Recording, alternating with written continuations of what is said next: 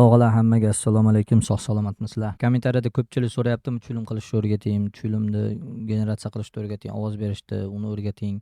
Ya'ni multfilmga taalluqli ko'pchilikka shu mavzu qiziq ekan. Lekin buni tushuninglar, bitta darsda o'rgatib berish yo ikkita darsda o'rgatib berish imkonsiz.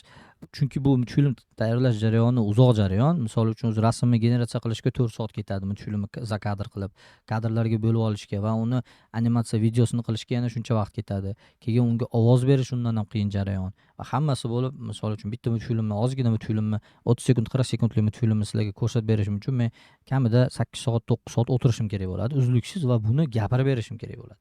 Bu qiyin jarayon va meni juda ko'p vaqtim oladi. Hozirgi holatda unaqa ko'p vaqtim yo'q.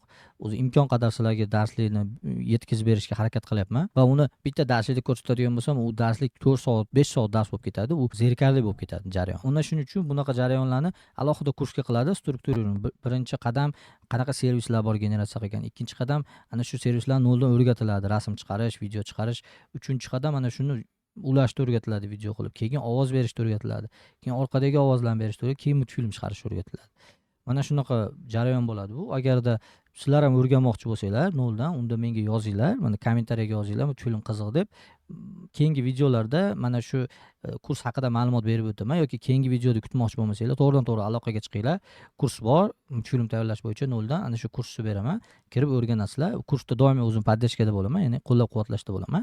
Sizlar birinchi multfilminglarni chiqarib natijaga chiqquninglarcha. Buni aytmasam bo'lmasdi, chunki ko'pchilik kommentariyada multfilm haqida so'radi. Buni hammaga yozib chiqmasdan bitta gapirib qo'yaman dedim. Eshitganinglar uchun rahmat.